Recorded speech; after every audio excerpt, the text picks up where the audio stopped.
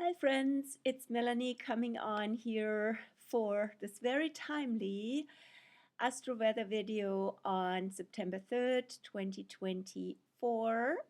And it's been a really busy day, a busy few days for me, for you probably as well, as we are tuning into the collective consciousness of back to school, back to work after Labor Day. Even if you're not directly affected, it's in the field that is very Piscean. So maybe you have also gotten a momentum to do lots of things, solve a few issues, and maybe you've gone through a few loops as well as I did in this Mercury post-retro storm. And always important to stay grounded, to stay balanced, not to get spun out, which can easily happen with Mercury storm and also with all the Pisces energy, all the mutable energy that's in the field at this point. So what's going on at the in the integration of the Virgo new moon, which in fact was a full moon in disguise, I called it. So here is the new moon chart. You can see sun and moon together here in Virgo, and right opposite Saturn in Pisces. In fact, the moon moved into exact opposition with Saturn today, while the sun will move into exact opposition on Saturday the 7th. So even that piece is super significant. And in the meantime, there's also Jupiter in Gemini and Mars on the very last degree of Gemini, which it leaves tomorrow for Pisces. So lots of mutable energy, all the mutable signs except Sag being activated, mutability being the strongest modality. And so no wonder so much is moving, so much is currently going on. And we really need to make sure from the Saturn in Pisces side to stay grounded in all these waves of energy, and especially being pushed out and promoted by the media, which is a Piscean phenomenon, and to also have good energetic boundaries, right? And so while what would work with that, with the energetic boundaries or channeling the energy into, let's say, a spiritual purpose with Saturn in Pisces, that would work really well together with that new moon in Virgo energy of doing work, being in alignment that serves wellness, wholeness, integrity, and also from which place we can do better work in the world. So all of that is now being reinitiated, the Virgo side, while at the same time the Pisces side is also there on guard and says, yeah, so also be protected, protect yourself from a Saturn perspective from all sorts of influences and influencers that are not really conducive for your wellness and for your sacred life. Your life is a temple. Our life is a container for the sacred, right? That is very much Virgo. Virgo is about bringing heaven to earth, being an earth angel, so to say, and being in alignment with our true purpose, and then channeling energy to the world that is really helpful and is acts of service. So all of that gets reactivated. So it's a lot about integrity, right? Virgo per se is about integrity, and Saturn now in Pisces is also about integrity. So even inquiries around what brings me back into my integrity, what is my integrity, does it constitute of, right? So what are factors that Virgo likes a little list and a checklist, right? What would be factors for me that are, so to say, non-negotiable and really important to be in integrity? Also, things that are really keeping me well and in alignment with who I truly am. right? And what Virgo is also self-contained, just like Saturn is protective. So it is actually quite a contained energy right now, or a call to be more in a container, right? So being in a way a hermit energy with Virgo, and retreat, and spiritual retreat, and doing, spiritual practice in that retreat would be wonderful at this time. But taking every day and every activity is can be a sacred expression, right? So doing things intentionally, with diligence and care, all of that is very Virgo. And so the Gemini side, that is also activated and barely still by Mars today, especially by Jupiter, of course, which has been in Gemini since end of May and continues to be until June 9th next year. It will go retro from early October on. And so Jupiter in Gemini, Mars coming out of Gemini. What's with that side? Gemini being an alchemist and being communicator, being a learner, being curious. There's a lot going on in the mental realm. It's the first air sign of the zodiac.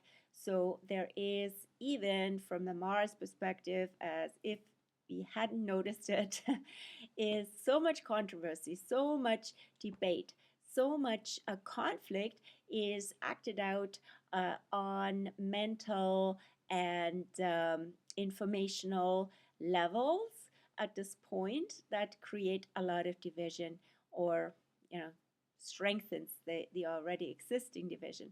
However, Gemini per se is actually meant to be an alchemist of polarity and opposites, right? It that is a challenge with all of this. So we need to outgrow, says also Jupiter, outgrow the division that is typically Mars based, which is ego based, or driven in a way, right? Wherever the drive comes from. And so to outgrow that, to understand better what controversy is really about and why we would go into that, typically to assert whatever we are passionate about. But again, it takes us out of unity, which would be the Piscean theme, Saturn in square with Jupiter, Saturn in Pisces, Jupiter in Gemini, which was exact on August 19th, really brought that up.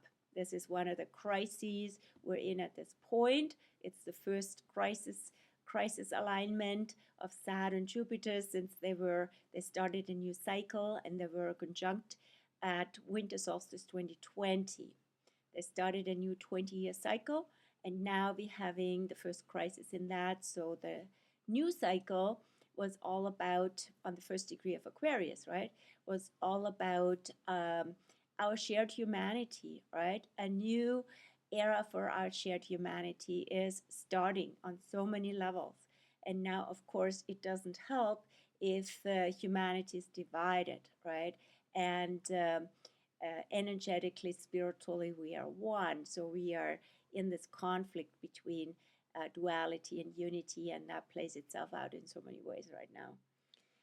And it will come up again with the next full moon, which is another supermoon on the 17th of September. And it will be also partial lunar eclipse. So end of Pisces will be where the moon is with Neptune, and end of Virgo, of course, the sun. So that brings up this whole theme again that we're already having activated now with Virgo Pisces, and of course Gemini in between.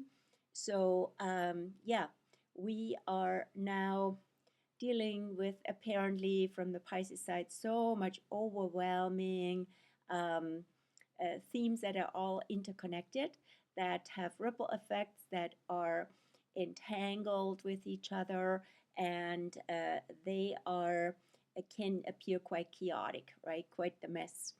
And Saturn says, okay, we need to regulate. The question is, how do we regulate and contain the energetics of chaos, right? It's almost like on a spiritual level, the dynamics between form, right? Saturn, container, and formlessness. So to navigate these sides inside of us and on a spiritual level can definitely come up. While of course also we have societally and on political levels all sorts of debates, Gemini, around what can be done about the chaos and about interconnected crises. So what's going on with Saturn? No, sorry, I still wanted to say something about Virgo. Virgo, on the other hand, says we can all individually do something, right? We can keep our own energy field clear and clean and be in alignment, be in integrity, and contribute that to the whole. Be of service, even apparently small, random acts of service can be very contribute really beautifully to the energy field. So everything matters, right? So everything, all the details, all the parts, as Gemini would say, the particles, right? They all contribute to the whole, and the whole and the universe is in each and every atom and particle, right? So that's the dynamic of Virgo and Pisces. Then we have this week, the major highlight, I would say, is the move of Mars from Gemini, where it's been since end of July, July 20th, will go into Cancer for a very long time. Let me get the date straight here. So Mars goes into Cancer tomorrow and will be initially in Cancer until November 3rd, when it goes in forward motion into Leo. And then it will be in Leo until January 7th. But during that time, it will backtrack, it will go retrograde, which it does every 2 years and a bit. So it will go retrograde from December 6th to February 23rd. So from early Leo, it will go back again to late Cancer.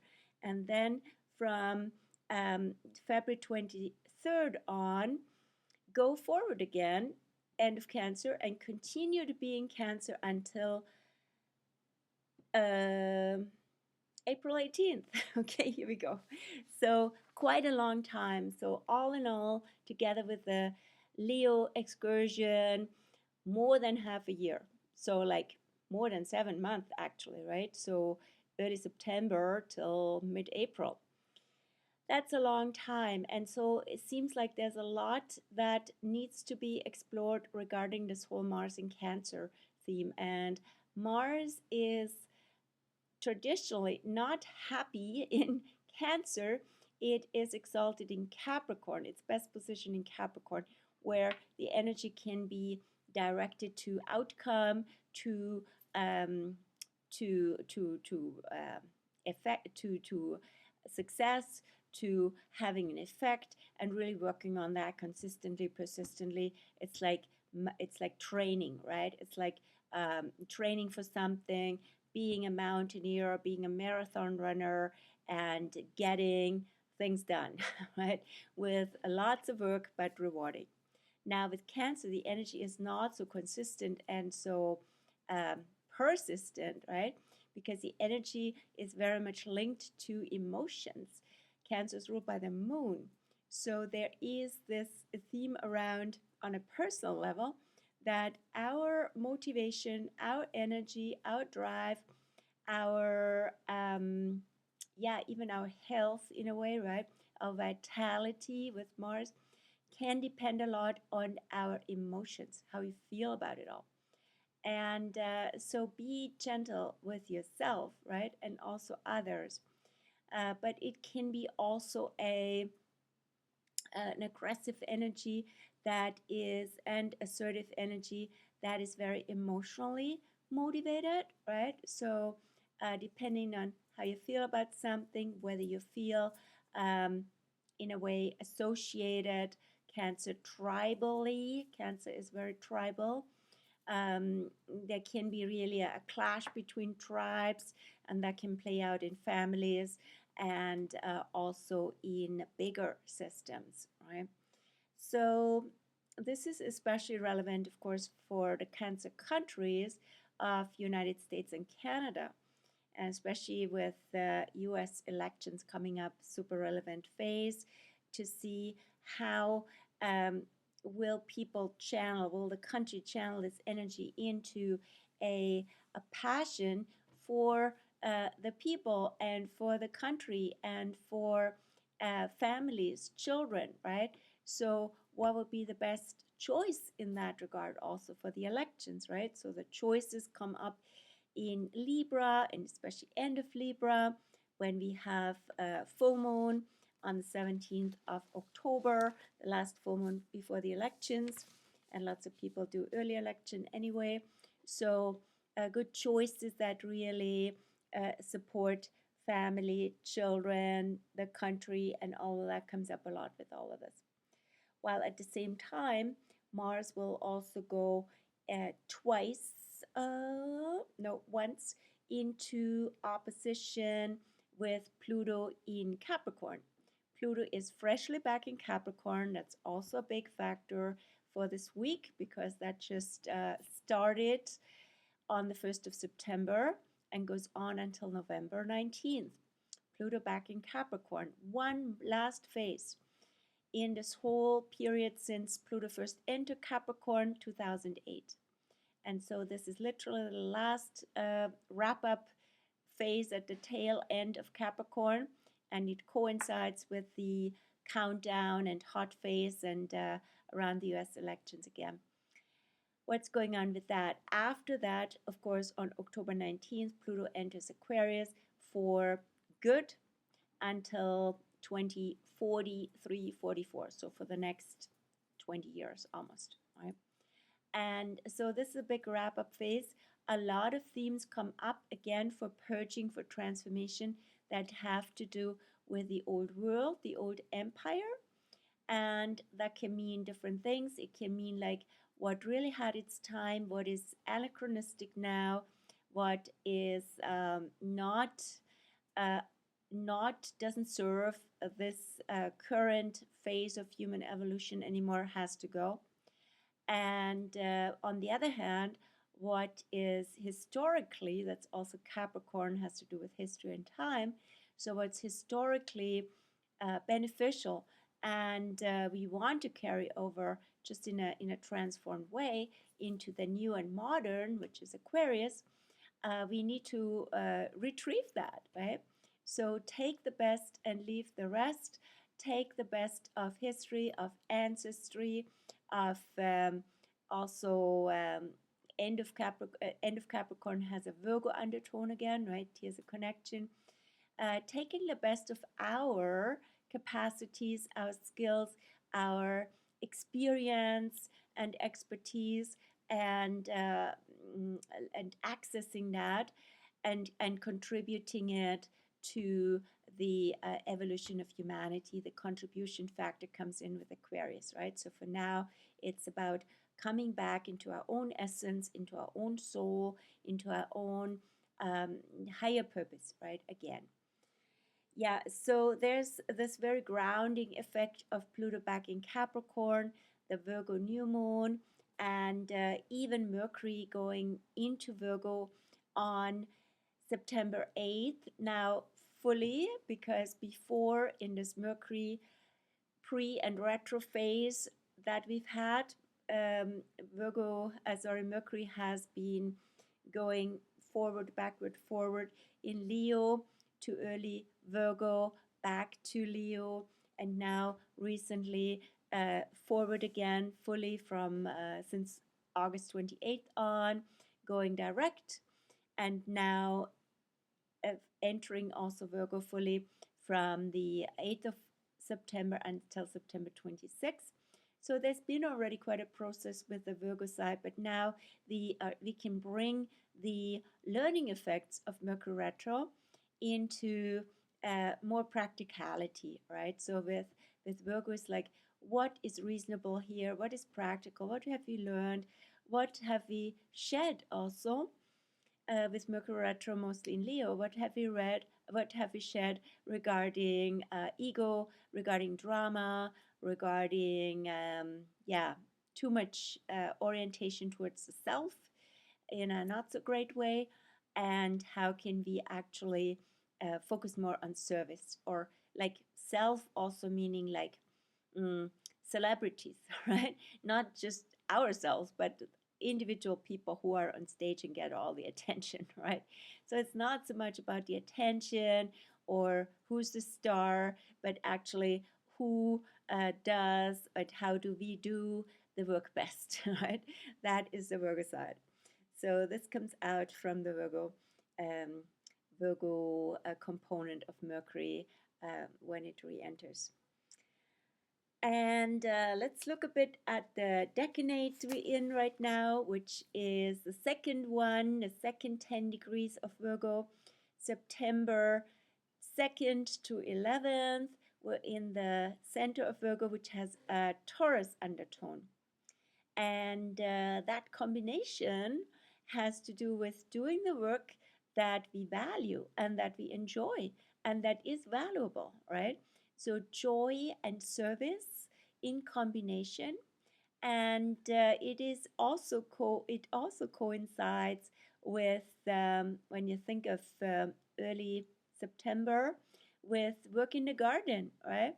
And yeah, so work that we value, work that we feel comfortable about, that we enjoy, as I said, right? All of that comes up with that second part of Virgo as a backdrop. Then what's going on with the moon? So yes, the moon afternooness yesterday evening is now, has been all day today in Virgo, and tomorrow the moon will go into will go into Libra at 9:12 a.m. tomorrow, Wednesday. So from that Virgo side, where the emphasis on the needs, right, or what needs to be done is a big thing with Moon in Virgo, right? And what we need to do to take care of our health and wellness at the same time. This can shift, so Moon in Virgo can be a bit of a nervous energy, and it can shift into more peace, more balance, more harmony, and also more emphasis on, from all the doing, emphasis on culture, for example, on relationships, on the arts. All of that is Libra. So the moon will be in Libra from tomorrow, 9:17 on, all day Thursday also, and almost all day Friday until the evening 10:16 p.m. So there is a beautiful theme around relationship, also about fairness, about justice. All of that comes up with the moon in Libra as well. Then the moon goes into Scorpio on Friday evening. We'll be in Scorpio on Saturday and on Sunday. So it will be a Scorpio moon weekend until actually Monday, 10:26 a.m.